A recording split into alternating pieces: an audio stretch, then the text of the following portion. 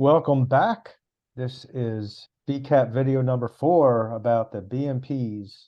And I've got my great crew here, Megan from Thomas Jefferson Soil and Water District, and Blair from the VCAP program, VCAP coordinator. And we're going to jump right in. I'm sure you guys just can't wait to learn about the VCAP BMPs.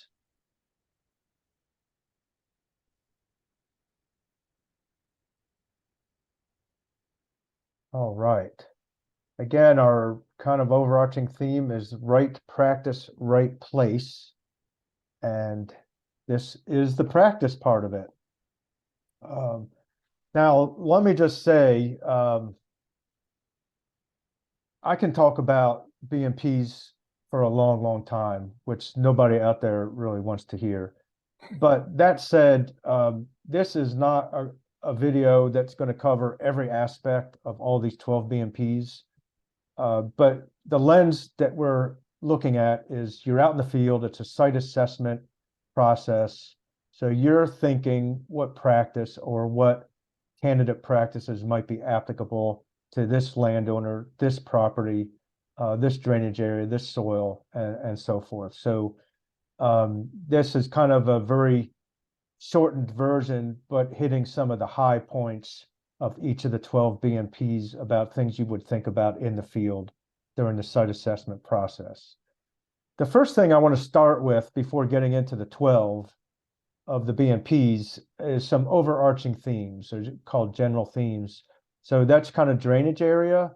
And then a couple things from the VCAP manual that are mentioned is the connected versus disconnected impervious cover. And we already talked about maintenance a little bit, but we really can't stress that enough in terms of thinking about BMPs to recommend to a property owner. So we're going to start with the drainage area. And as you can see there, there's so many things about a practice that hinge on delineating and knowing the drainage area. And that is going to translate to the volume of the practice, and the volume is going to translate to the surface area or the footprint of that practice on the land, which is obviously a very important consideration. So we're going to kind of get into that. Some of you, this is old hat in terms of delineating a drainage area. You might be doing some of this. This was done with the county GIS that we talked about in video number 1.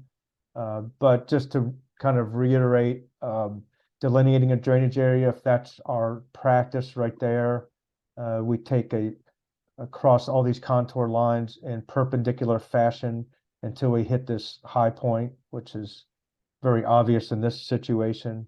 We do the same thing on the other side, cross all these contours in perpendicular fashion until this high point, and then connect those two dots, again, crossing contours in perpendicular fashion, as you can see here and here.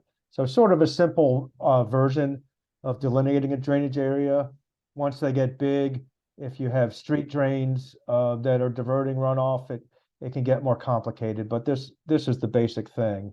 But even doing this, we have learned a great deal of information about this proposed practice.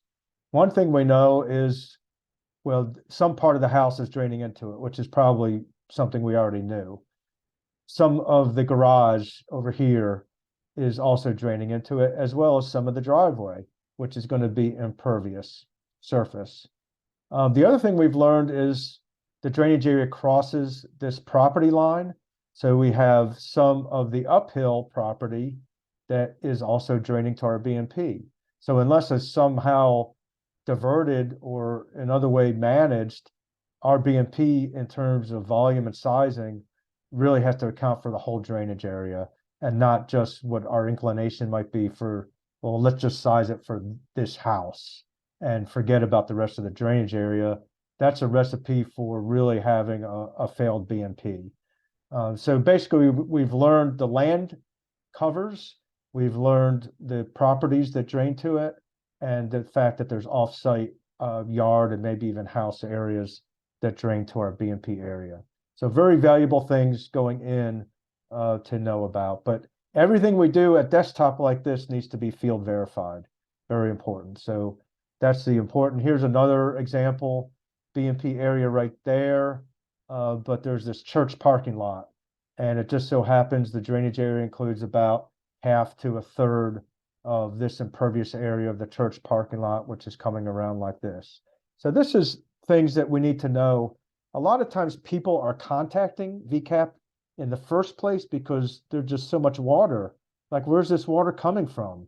And that's really a red flag to say, probably some offsite drainage, and it could be a small area, it could be very significant, like 7 other lots in the subdivision all drain to this property at the bottom of the bowl, and maybe even some of the road. So those are obviously very important things. Now, once we kind of know the drainage area, this is where the designer is going to get into some calculations. And as Blair said, it'd be great over time if you all as district staff can at least become familiar and ultimately comfortable with doing these calculations. And when you break it down, it's not really all that complicated. So this is actually from the VCAP manual, from the rain garden specification. And one of the things we want to know is what's going to be the surface area or the minimum surface area of the practice. So just to break this down, we've got a couple factors in here. DP is the depth of ponding in feet. And then we know the VCAP, and in fact, the state of Virginia standard is to treat the volume associated with 1 inch of rainfall. So those are really kind of the main factors we're plugging in. If we do our drainage area, this is just an example.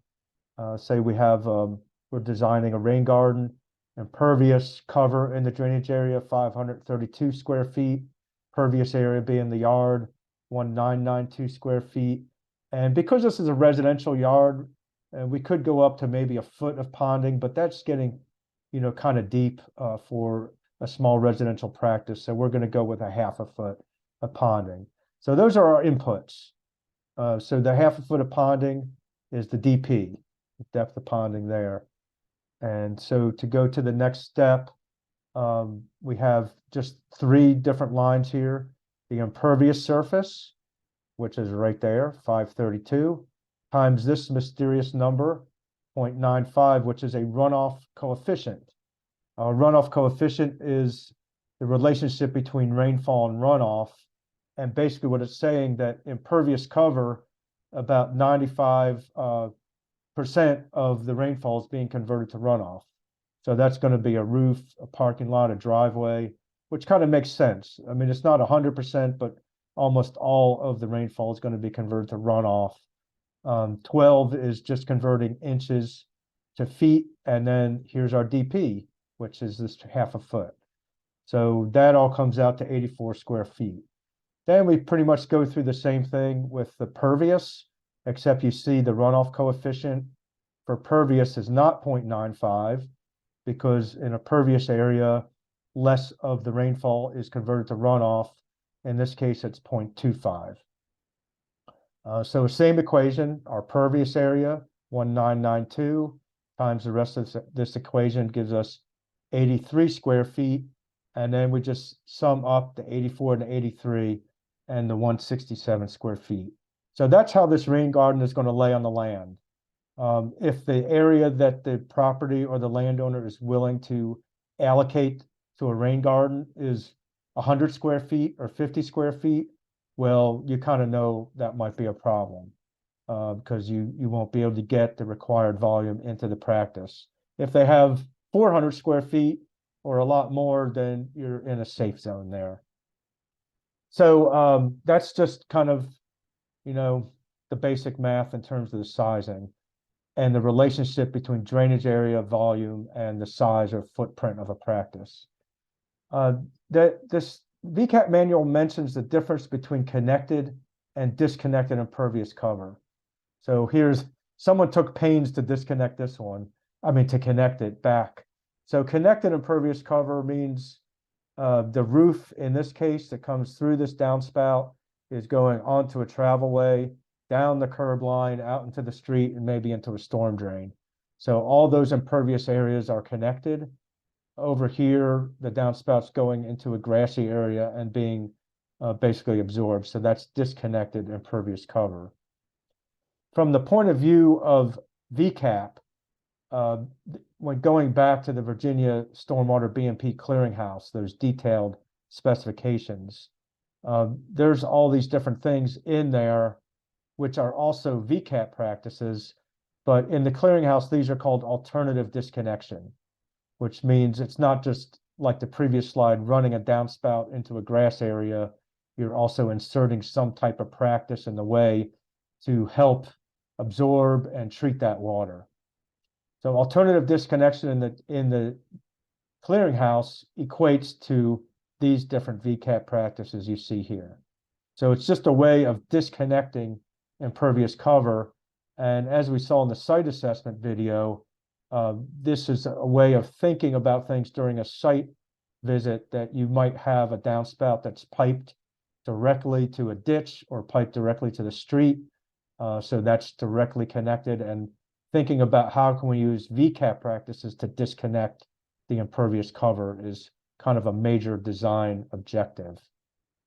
These are some fancy disconnections that I like that involve some artistic effect, and they can be, some of these designs can be really fun as well as really functional. So just to give you a little inspiration there about what can be accomplished with design. This is the Virginia Special of disconnection. So also an inspiring design, I must say. And the third overarching theme is maintenance. We talked a little bit about that. Each of these practices of the 12 are going to have a different maintenance regime or maintenance requirement. Of course, the 10-year maintenance agreement factors into this, but it's really good to know. I think Megan pointed out, when you're communicating with a property owner, what are their capabilities? Do they have a green thumb? Do they have the time and the knowledge to maintain, say, a conservation landscaping? So that's always got to be part of the discussion. So now, Megan and Blair, we're ready to jump in here. So I'll be queuing up, trying to figure out, do you love these practices as we go through them? Or, maybe these practices have something about them that really needs a lot of thought. 3.1, so these numbers that we're going to go through they're taken directly from the VCAP manual from section 3. 3.1, impervious surface removal. A great practice, probably not hugely widespread. This area right here, which we call a vegetated filter strip, used to be part of this parking lot. And so what they did in this situation, this was a high school, they tore up the asphalt, they amended the soil, and they converted it into this filter strip. So now this parking lot drains onto it, this parking lot drains onto it. And that's kind of one of the main points of impervious surface removal is it's great unto itself because you're taking impervious surface away, but it's also a great practice to use in conjunction, say, with a filter strip or conservation landscaping, or maybe an infiltration practice or a rain garden. So the area of impervious cover that's removed can also do double duty as treating up gradient runoff, which is really getting like double your money for a BMP, because not only are you taking that impervious surface away, but you're turning it into a practice that treats other areas. So this little iconography here, we're going to go through each practice, and Mr. Smiling Sun there is going to be some of the strong points that you might think of during site assessment. And partly cloudy doesn't mean categorically don't use it, but some things to think about. And in this case, impervious surface removal does have a cost factor. And really, it's going to be site specific. Is there even impervious cover here that can be removed? So I don't know, Blair or Megan, maybe Blair, we'll talk with you, because I really don't know how widespread this practice is in terms of VCAP. It's not incredibly widespread, but I think it's underutilized. Sometimes it's hard to think about this as an option. I find myself forgetting it. The time it seems to pop up most frequently in my limited experience is just like you said, schools or faith organizations, community centers, places that already have a pretty big impervious footprint. Yeah, yeah, it's really interesting. Places of worship, they have that parking. A lot of times it's a lot of parking, so that might be something if you go to a place of worship that might be worth talking about. Megan, do you have any experience with this BMP?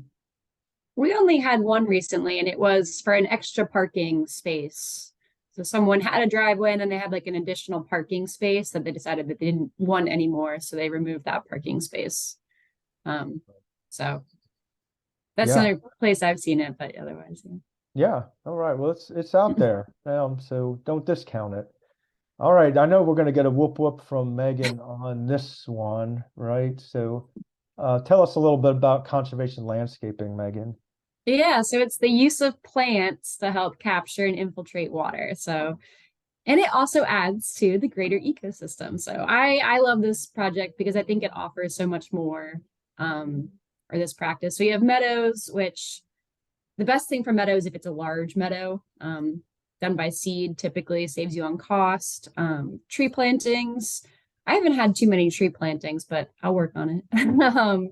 Mulch beds are a mixture of woody species as well as native perennials. So there's a little more flexibility than a meadow. Meadows, grasses, and herbaceous plants. A filter strip Dave kind of touched on. It's meant to capture water runoff from impervious surface, or it can be used for turf runoff. But the filter strip, it has a minimum of 35 feet that the water has to run through to help slow the movement of the water and infiltrate it. The riparian buffer is just along streams, and I believe it's 35 feet as well, but it would adjust based on the slope. Same with filter strip, whether you increase the distance from the stream or you can just go with the 35. But yeah, there's a Wow. native plant requirement. They have to all be native plants to your county.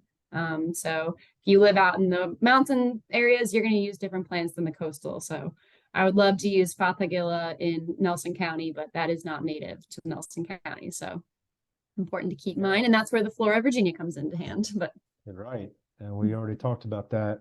And Megan did a great job. These CL 1 through 5, that's actually from the VCAP manual. So those are basically the different flavors of conservation landscaping, which kind of gets to the point of the benefits.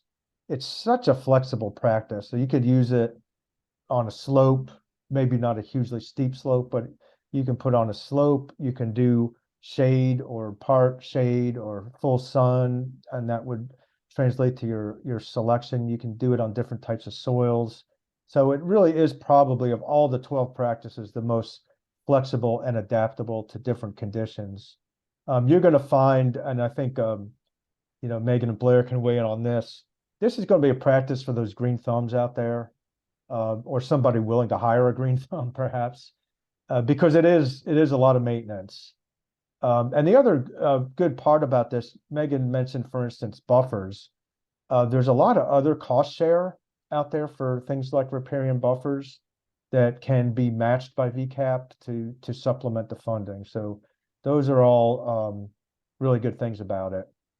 So on the partly cloudy side, obviously establishing a maintenance. We already talked about invasives. That's going to be in the first 3 growing seasons. It's going to take diligence. It really will take diligence on the property owner to make sure it's off to a good start during those first few growing seasons.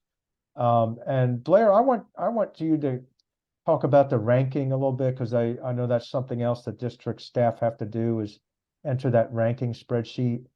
And I know both you, Megan, and Blair, have some ideas about conservation landscaping in terms of ranking. Yeah, so for those of you that are newer to VCAP, it is one of the requirements for an application to attach our ranking spreadsheet, which is on the website. And we, in the past, have had a ranking of 65 as the minimum requirement. This next fiscal year, which will be FY24, will be 55 with a reassessment in December. But the point of the ranking sheet is to prioritize practices that have the best or highest water quality benefit. And conservation landscaping, since it's not infiltrating water necessarily, it's not yeah, it's not like our infiltration practices. It doesn't necessarily rank very high all the time. This can be a challenge when you're working with a landowner that's really excited, and then you find you get a low ranking. There are ways to accommodate for that in some small ways, trying to decrease costs, trying to expand the size of the practice, things like that. There are obviously components you cannot change, like your proximity to a waterway, or really the slope, things like that. But it's something to consider. Megan, do you want to add anything to that? Yeah, I think it kind of goes back to the resource concern with because there's so many different conservation landscaping practices to offer. And so if you have and the property, so if they have a large space and there is bare spots, then you can use a meadow because it really needs to be a meadow needs to be larger. They're not feasible really on small scale. It's not going to rank high enough. If they do have a slope, then a mulch bed might be an option to help with erosion. But that can vary in size. But that's kind of my thoughts on it. It does you have to work with the size of the land, and if another practice might rank higher, it might be worth suggesting. Yeah, that's really good advice. Yeah, Blair. Sorry, I did want to add one other thing that gave me a second to process. You're absolutely right. The filter strip is the only one of these practices that kind of gets those bonus points of truly filtering, and that's because it's a wide area, a wide portion of the property. So if you have that room, that's a way to kind of kick yourself up to the next level, and that's great too if you don't have great infiltration and can't do a rain garden. Again, we're getting into this nuance of how do you rule things in and out. And I did want to add one other small note. We've got these like 5 different flavors of conservation landscaping. I want to make sure I note that tree planting, our specifications are a reforestation for tree planting. So they're small plants, whips at a very high density. If you're looking for a tree planting in a smaller area and you want to use adult trees, you're probably going to lean towards that mulch bed. And again, I mention this not to say that, oh, wow, you need to get bogged down in the details, but you might say tree planting to a landowner, but you report it to us as a mulch bed. And we can kind of discuss that nuance more when the application starts to come in. Did I derail everything for you, Dave? Oh no, it's really good, really good. And this is the filter strip. That's going to rank higher because as you all said, it's bigger, but also treats an upland impervious area. There's a curb cut there, so all this travelway runoff is going through the filter strip. So that's going to bump it up in terms of ranking as well. So filter strip, yeah, good. I'm glad we spent some time on conservation landscaping because there are some property owners that they know that's what they want to do. So the nuances they may not understand, and that will be your job to interface with them. Rain garden. So another probably big hitter in the VCAP world, and probably known to some of the people that are calling in. Rain garden, and I put here more runoff capture, and I'm saying that in comparison to a conservation landscaping, because by nature, a rain garden has an up-gradient drainage area, whether that's a roof, a parking lot, small parking lot, part of a road, yard, whatever it might be. By design, it's meant to capture water. So the shape of it is different, the excavation is different, and certainly the soil amendment can be different. So it's great practice for yards, driveways, rooftops, things like that.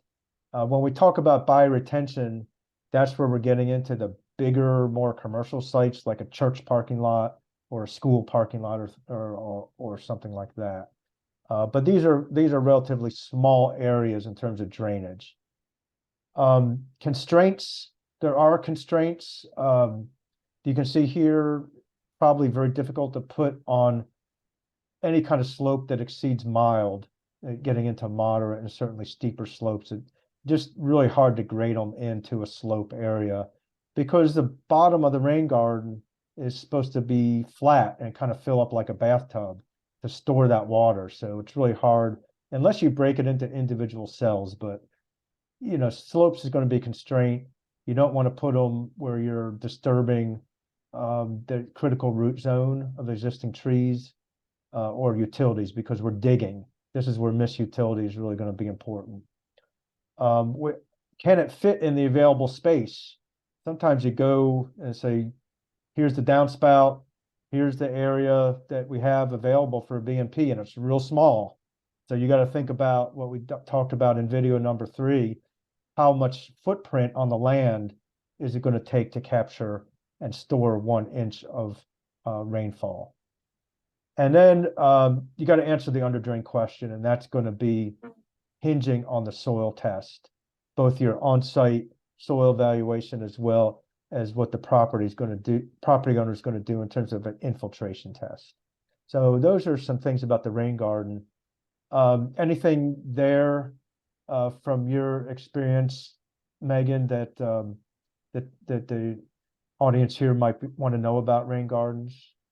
Yeah, I think what you said about the available space is really important because it needs to be 10 feet from the foundation of any kind of structure. So if you are in an urban setting, once you find the drainage area, it might not actually fit. So you might have to think of an alternative. This is a good practice because it's like an affordable infiltration system as opposed to the bioretention, which is like Dave said, mostly for commercial kind of spaces, large parking lots. Yeah, I think this is a great practice, very versatile. Slope is a big constraint for us here in Charlottesville. It's kind of hilly, very steep. So definitely a consideration when you are thinking about suggesting it to a homeowner. Yeah, really good. Blair, 1 or 2 sentences on rain gardens? Oh, trying to keep me in line. No. That's a challenge. Just the counterpoint to the Charlottesville comment, if you're in the coastal zone, the water table might come into play more as another constraint.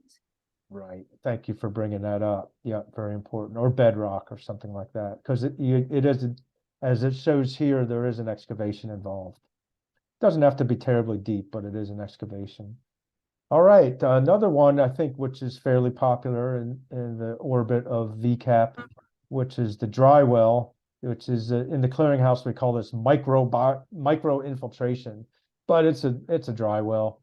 It's basically a rooftop runoff that's going into a subsurface storage. This one is kind of more fancy than what you guys will be doing.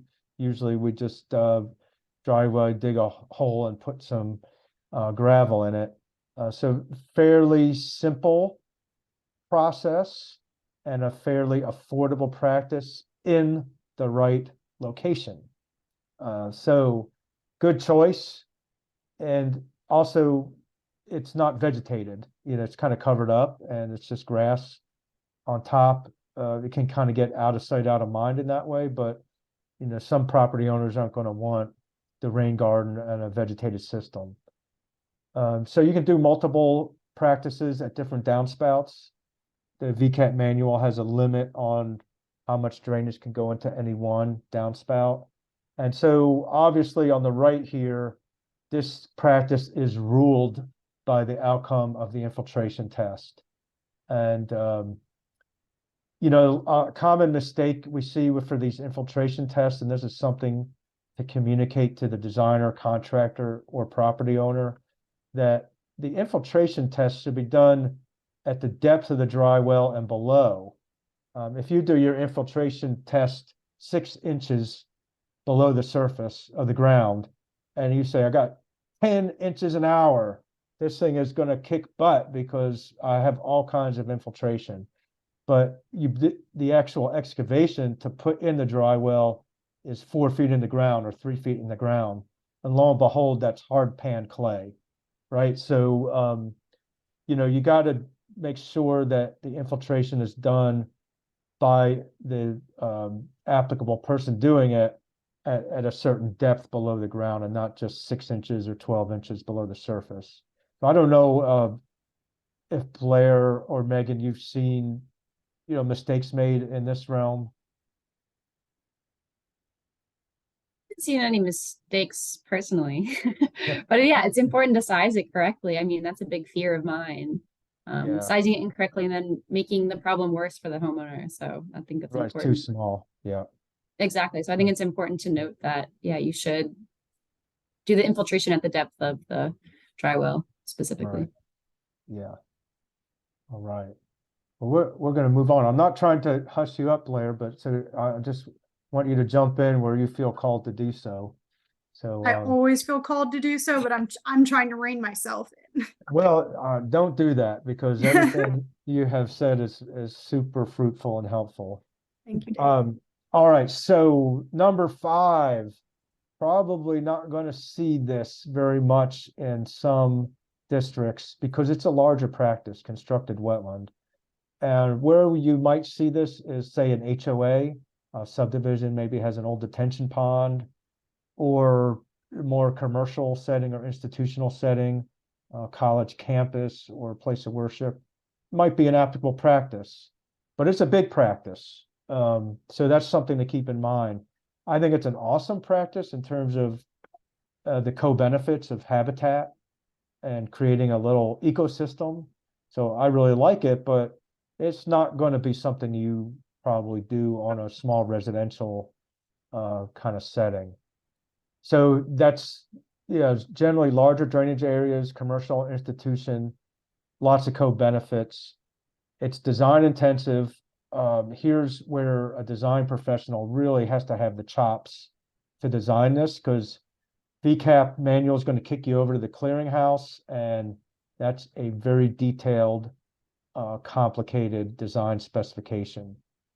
So for small residential, consider if it's a wet area, maybe a wet meadow as a conservation landscaping practice.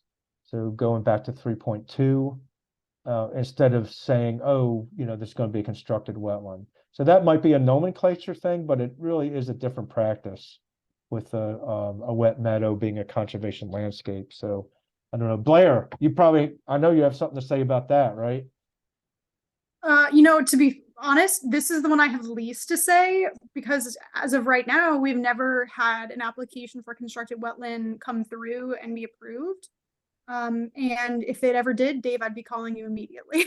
Okay, I'm standing by. I really enjoy designing these because it's the interplay of like the geometry of the system, and I won't even go down that rabbit hole, but yeah, it's a bit of a process. Now, okay, we got to land on this one, which I think in the VCAP world can be confusing. And this is going to be something where you go to the property, the site visit, all this water's coming through the property, and it may have created like an erosion channel right through somebody's yard. You look upstream, and you can only envision the size of the drainage area coming through this property. So this is the vegetated stormwater conveyance. And what we're getting after here is you have to convey the water. A small rain garden can't convey runoff from 10 acres of upstream property in a drainage area. Conservation landscape can't convey that amount of water. So we're building in a conveyance system that's designed and lined with a material that can withstand the velocity of flow through the system. And that's where it gets a little bit more engineering as a VCAP practice. But that said, if you go in the manual, there's 3 different options for it.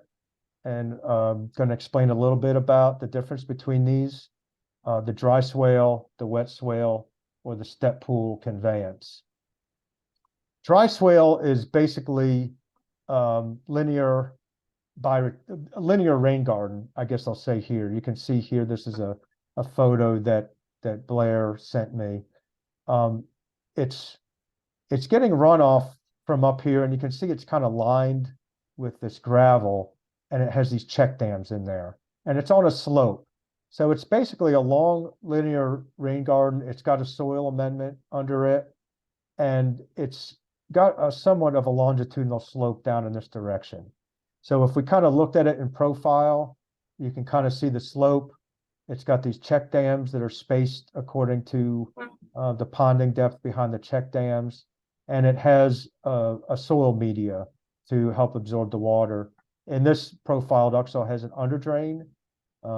Based on the soil conditions, it may require an underdrain, but if this slope is enough, you may be able to dispense with the underdrain. So anyway, it's got some complications. You don't want to cut a huge amount of water through a dry swale because in the end, it's really just soil and plants that are holding the channel in place. So if you go out to the property and a deep gully has been cut and you know it's a substantial amount of water, it may be the dry swale is not the best option. This would be for smaller amounts of water that are flowing in linear fashion down through somebody's property. So, but it's good practice, you know, definitely good for some applications. The wet swale is basically a linear wetland, linear constructed wetland. It's going to be probably more of a coastal plain practice. This one's real nice. You can kind of see the sinuosity of the design, and you can see the word here, vegetated. So these things cannot just be riprap or rock. And so you can see this one has got the wetland plants and other types of plantings in it. So kind of good practice if it's a wet area on somebody's property.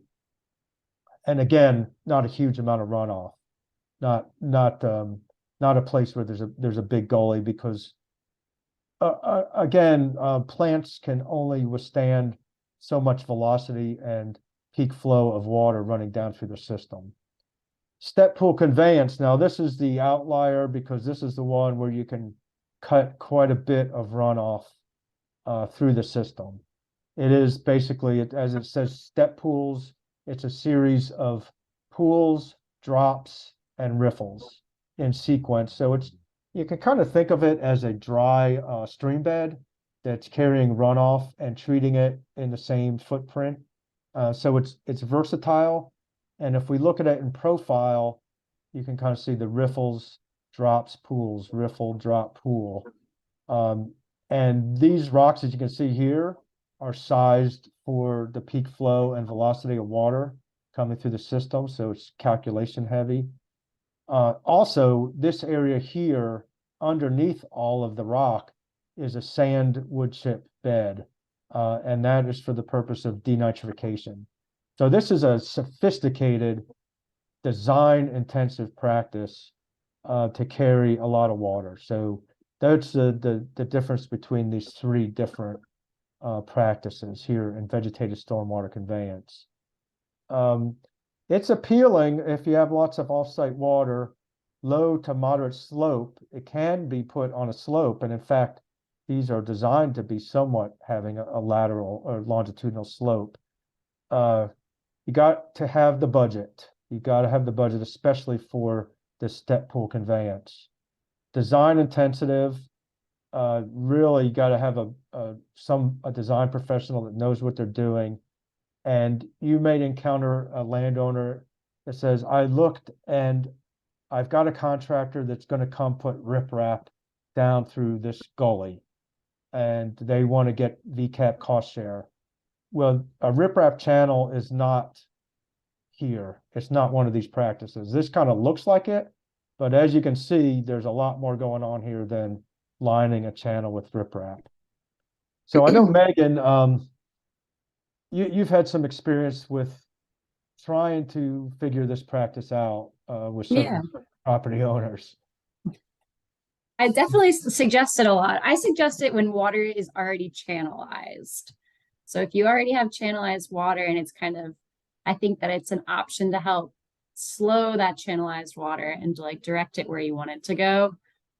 Especially living in the city, within the city, there's a lot of impervious surface area. So it's like a lot of runoff coming through. I have not personally installed one or had one approved though. So I would love to hear that side of the story. I certainly like to recommend it, but it's very much designed. So I always warn people with that. It's like, you will have to work with a professional. It is going to be a bit more expensive, but I think it's a great way of directing water where you want it to go. Yeah. Channelized water. Yeah, channelized water. Yeah, good pot. And Blair, I'm not going to hold you back here. This has got to be something you Oh yeah. color Um, commentary from Blair. Absolutely. So this is very popular. It's very tempting. It just Mm. sounds like you're really solving people's problems when you say vegetated stormwater conveyance. And so just like Megan said, um, it's it sounds very appealing, but it's not always the best choice. I don't I don't recommend channelizing water that is not already channelized. That's when maybe just a conservation landscaping can really, really help.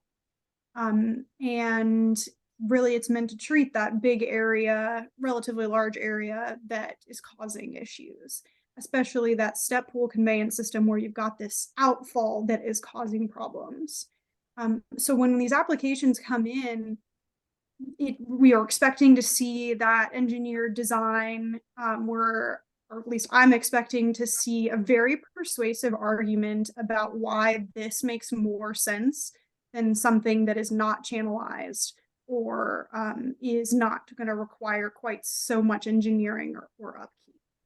So painting the picture on the application for this is very helpful. Yeah, good thoughts there. And I would say this dry swale, if somebody's thinking about a rain garden, but in here they have very little area to work with, and it does have a slope and not a huge amount of water. So that stands out a little bit differently from some of these other two practices. Mhm. Um, anyway, to think about that. And those of you viewing this will notice that we are on number 6 out of 12. So what that means is it's intermission. Take a break, go get some caffeine, take a nap, or take a walk around the block that is even better. And but we're going to keep going because all you have to do is hit pause and come back to it. But we don't have that luxury, Blair and Megan, I'm sorry to say. We're going to keep rolling. But this is a beautiful picture from Virginia's Blue Ridge Mountains that I took just a couple weeks ago. All right, number 7, rainwater harvesting. You're going to have some property owners that they know that they want this, and good, really good practice for some applications. So this is an above ground tank, and you could all kinds of different ways to store water. It could be below ground, cistern type of thing, and decorative or whatever. So good practice. So it's generally a rooftop practice. You won't really want to have, say, runoff from, say, yard or landscaping or a parking lot. It's just going to be too much grit and solids in that. It would take a lot of pre-treatment because basically what you're doing is filling a tank. You're going to have some filtering of that water before it goes into the tank, but you don't want to get into a real complicated system. Really great to combine rainwater harvesting with, say, conservation landscaping or a rain garden, because those plants seasonally might need some irrigation. And so there you go. We got 2 practices in series, got a source of water and the plants that need the water. Now, on the partly cloudy side, you want to make sure that there's a year-round use of the water in the tank, because if the tank stays full all winter long because there's no irrigation taking place, well, a full tank is not a stormwater practice, because that next storm is going to come in there, the runoff is just going to bypass a full tank.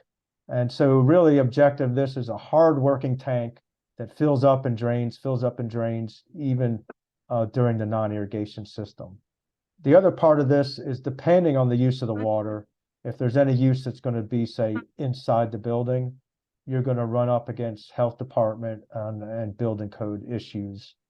So that's permitting that is not traditional, I would say. So I don't know. I think you probably have some of this, Megan, here in the Thomas Jefferson District. Yeah, we have quite a few. The only other thought that I had was that you might need a pre-treatment method. You might have said that, but I might have missed it. So that's like a gutter guard or a diverter on your downspout of some sort. Um, but yeah, I actually was at a site visit the other day and someone wanted a dry well, but it was too tight of a spot. So I recommended this rainwater harvesting system. So it's kind of like the inverse of you just the above ground dry well that you have to have a use for. Um, but it's I think it's yeah, if you have a use for it, it's a great practice. Yeah, and not constrained by soils compared to a Not dry constrained by well. soils or Yeah, spacing. Yeah. So yeah. right. Yeah. Blair? No, you guys did a great job. TJ probably has done the most rainwater harvesting systems since I've been hired. Yeah, it kind of goes back to the Allison Sappington era of TJ District where they really focused on it and kind of piloted some new ways of doing it. All right. We are on 8, not that far to go, except bioretention. Um, these are, as you can kind of see, bigger. This is not, kind of rain garden. It looks like a rain garden. It's really nomenclature, but this one here, we talked about having these things fill up like a bathtub, and that slope is a limitation. But this particular one was at a church, and it's got 2 cells that kind of step down the slope. So this one overflows into that one. And it treats a parking lot and also the roof of the church. So bigger application. This one is actually bioretention in a box above ground. And it's, you know, this one was an old industrial area and digging because of brownfields types of considerations, it was not recommended. So we kind of went up instead of down, but these boxes are designed to store the full 1 inch. So they're really kind of above ground bioretention. But you can see both of them are heavily vegetated, and that's really the point of these. So bioretention, larger drainage areas, larger than a rain garden, as we kind of talked about, institutional parking lot, even road runoff, or maybe, several lots in a subdivision could be considered for that. It is design intensive. Here again, this is where VCAP kind of kicks you over to the clearinghouse, to those very engineerish specifications. It can require a pretty deep excavation. 4 feet is not unexpected. So here's not only the soil test, but your miss utility, all that stuff. It's a big construction site, to tell you the truth. And you do have some constraints similar to the rain garden. Many in Virginia, just because the soils at 4 feet in the ground are really not capable of infiltrating a lot of water. A lot of them here in Virginia do have an underdrain, maybe in the, say coastal plain or sandier soil. Based on the soil test at the proper depth, you may be able to dispense with the underdrain if you have enough infiltration. So that's the bioretention. Great, it's kind of the granddaddy or grandmama of the vegetated practices, not only in the Chesapeake Bay watershed, but across the country and used really all over the world. It's a great practice, proven to be effective with monitoring. So if you got the budget and it's the right site, it can be a great practice. So Blair, got anything to say about big bio here? No, I appreciate your description as the granddaddy, grandma. Yeah. Megan, have you had any of these in your VCAP portfolio? I just know there's a big maintenance component with it. If the drainage area ever changes because it's a commercial area, I don't know if development happens around you and your drainage area increases. So I think the maintenance component is what I've experienced more so from other bioretention. So it's important to monitor it throughout the lifespan of the practice. Yeah, might be a good place for a spot check, right? Yes, yeah. All right. Well, yeah, I was talking about the depth of excavation. So that's what you can see here. This is actually the same site as this right here. Well, this just looks like a kind of a little pit filled with plants, but that's the construction process. A lot of disturbed area, deep excavation, and this is the planting. And the maintenance, the church folk there are responsible for maintaining it. All right, number 9, infiltration. It is what it's as advertised. It's a pit filled with stone that infiltrates into the ground. So great practice where you have the soil and the soil test to confirm it. And so, compared to a dry well, this is sort of the analog of comparing a bioretention to a rain garden, where the bioretention is kind of the bigger practice. Infiltration is the bigger practice compared to the dry well, which is basically a residential downspout or one downspout. So this is going to be a practice to use for more land covers, can be used for parking lots, going to be simpler and more cost effective than say bioretention, but good golly, it's really specific to a site. Again, infiltration test at the depth needed to put the practice in. And here, maintenance and some type of pre-treatment is really going to be critical, because those pore spaces in the rock are going to get filled up with grit. They really need some type of holding thing, a pre-treatment cell or a pre-treatment area, or running it through grass or something like that before it gets in there, because the maintenance is real important here for longevity. And you might have situations where people say, I want to do a French drain and get VCAP funding. Well, an infiltration practice is not a French drain. The point of a French drain is if there's groundwater or a wet area, it's actually to dry it out, is to convey that water away from a site. And VCAP is all about keeping it and treating it on site. So conveying water in a French drain, kind of away from, say, a house foundation or a backyard, is not a VCAP practice, and it's not an infiltration practice. So anything else to say on that, Blair? Yeah, and both of you have touched on this, but I want to reiterate, for the dry well and infiltration, or really for all the practices, the drainage area, not only the area, but what the area is made of, is really important to consider.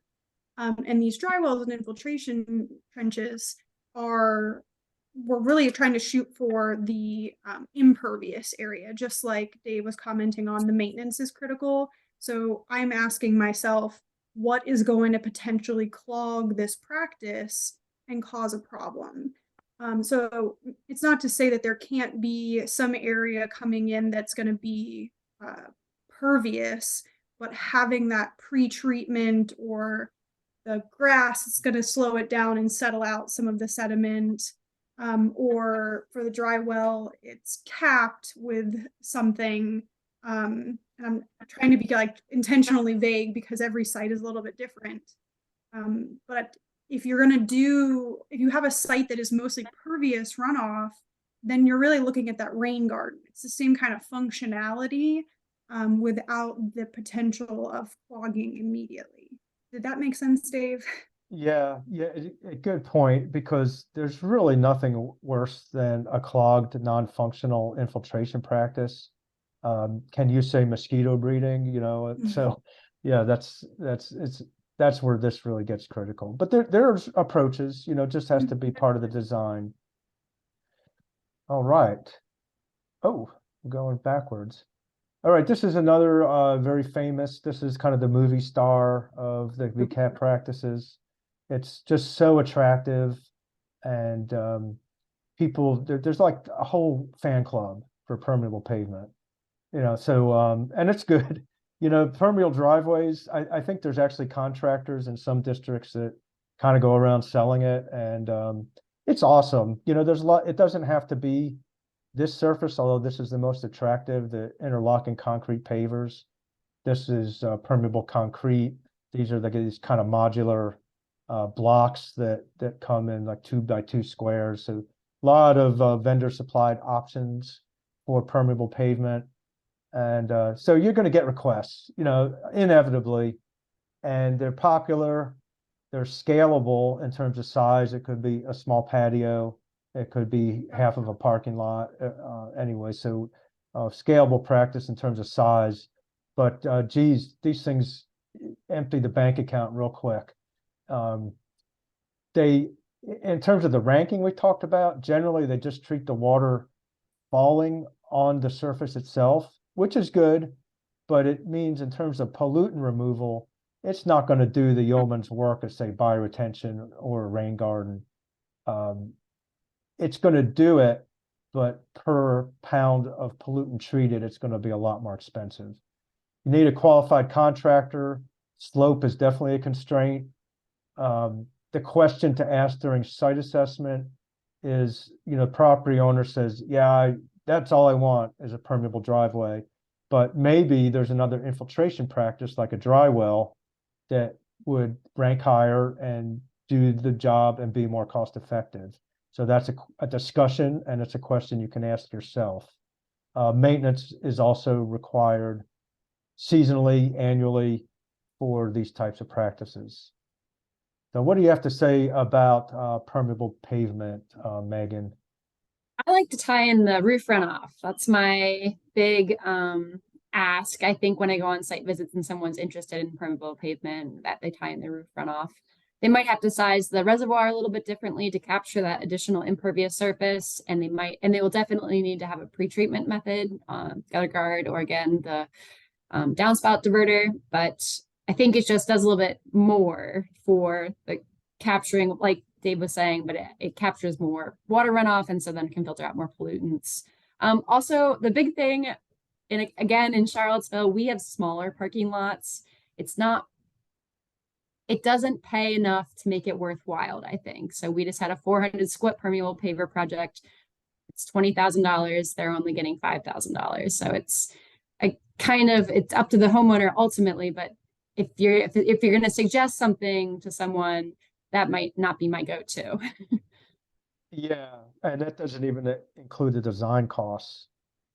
So Yeah. a lot of out of pocket in that. And I think a lot of property owners think I'm going to get a free permeable driveway, but And rarely. yeah, It's not. it's not the case. Yeah. That's a Trojan permeable pavement right there. Blair? Highlight the maintenance, because people think that it's going to have the same maintenance as a driveway sometimes, but you do have to keep it draining. And I know Megan had commented on this in the past, but there are certain trees that have leaves that will get right in that crevice and completely block it. So keeping those pine needles off, blowing it off. Oh, I beat you to it. All right. No, I'm glad. This was great. This is great synchronicity here. Yeah. So yeah, the pine needles and we know what this is, right, Megan? The willow oak. Willow oak.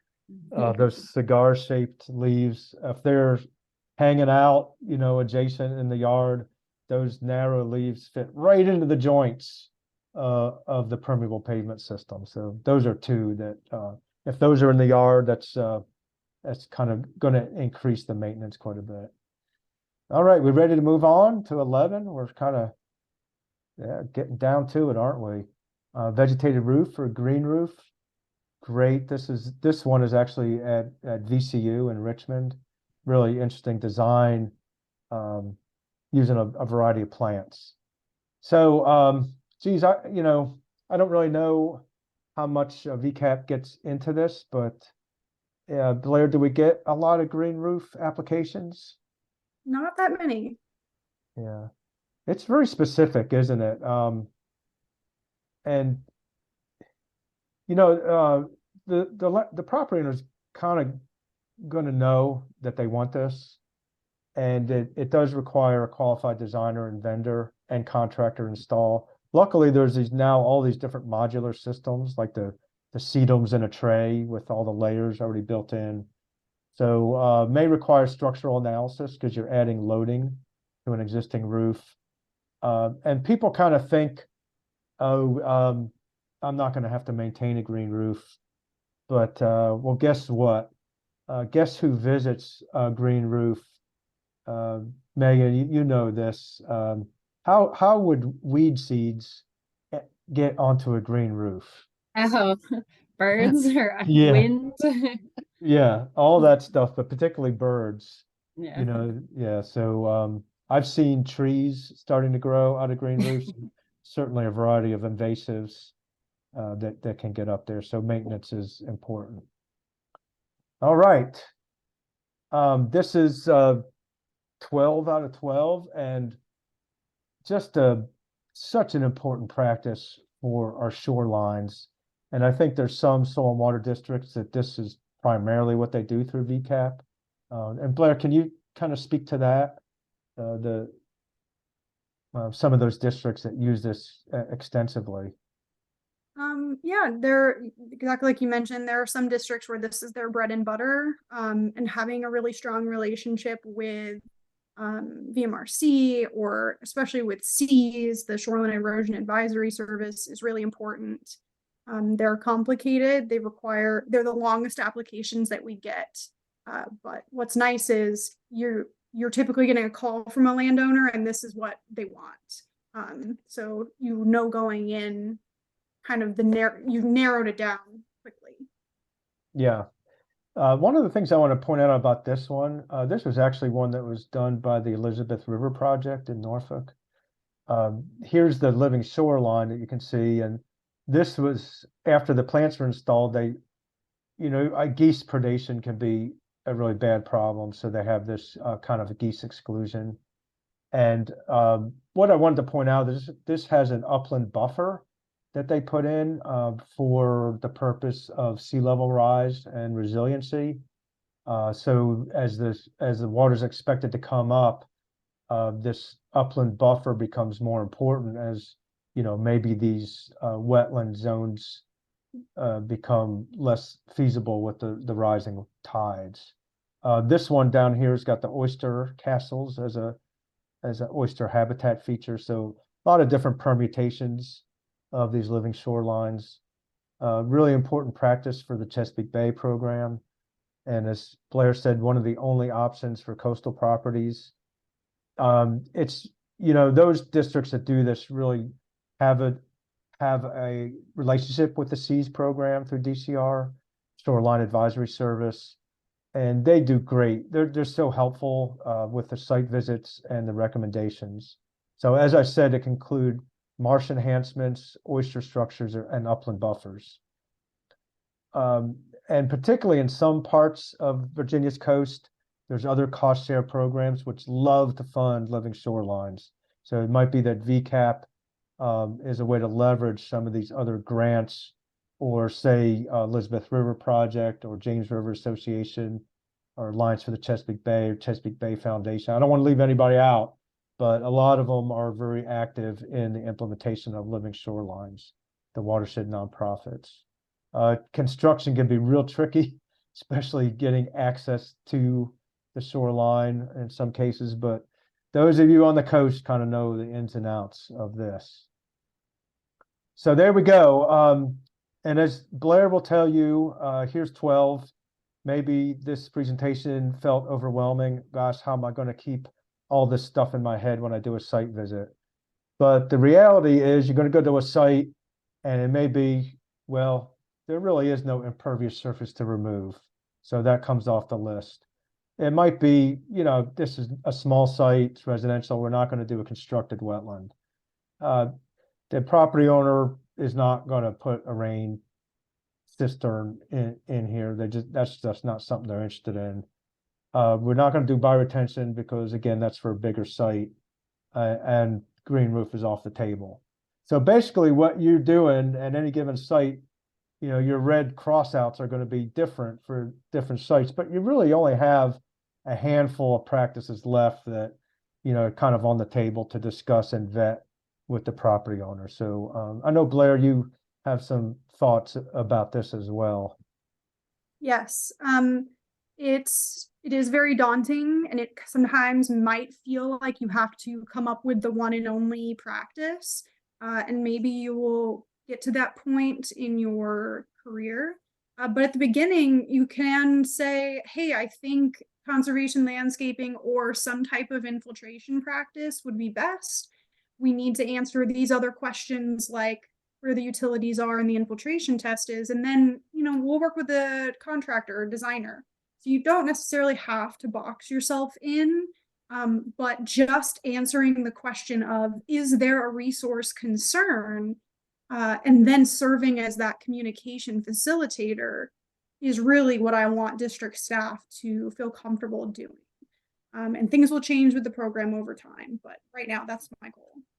Awesome. Really, that's so helpful. Oh yeah, we took the living shoreline off the table too, because and Megan, you probably don't have many living shorelines up here in the Piedmont. Cross or that the one off Blue Ridge. always. You always cross that one off. Yeah, so you only have 11 possibilities, Yeah. right? All right. So people enjoy the hands-on aspects of BMPs. And so anybody that gets to touch dirt or plant plants or take soil tests, they just love it, And part of this whole program, one of the reasons VCAP is such a terrific program is it's just a way of engaging our citizens and our neighborhoods and our government institutions and places of worship in terms of, doing these practices. So that's my final word here after this very long BMP review here. So Blair, do you got any final thoughts for? Yeah, reach out. Always reach out to us to ask for help. It brings me a huge amount of joy to see your site visit photos. And we do have regular water cooler chats on the Tuesday before applications are due. Right now, that's when they are. And that's time for district staff to bring those site visit questions or learn from each other, share their experiences. And then we are happy to come visit you guys if you have a couple of visits already scheduled and you want an association staffer to spend time with you. Get us out of the office. We appreciate it. Always. I know you like that too, Megan. Unless it's like every day of the week, you got to do site visits. Yeah, then I never respond to an email. It's great. Yeah. Well, thanks to you both. And again, Blair's with the Virginia Association of Soil and Water Districts, and Megan is with Thomas Jefferson District. So they represent kind of different aspects. And I'm kind of a private consultant, but also work a lot with the Chesapeake Bay Landscape Professional Program. And we're working with VCAP to put on these educational programs and kind of get this staff up to speed and all kind of at the same level in terms of feeling comfortable with the job. So really delightful to work with you both. And I look forward to more. And we'll sign off. Thanks, Dave.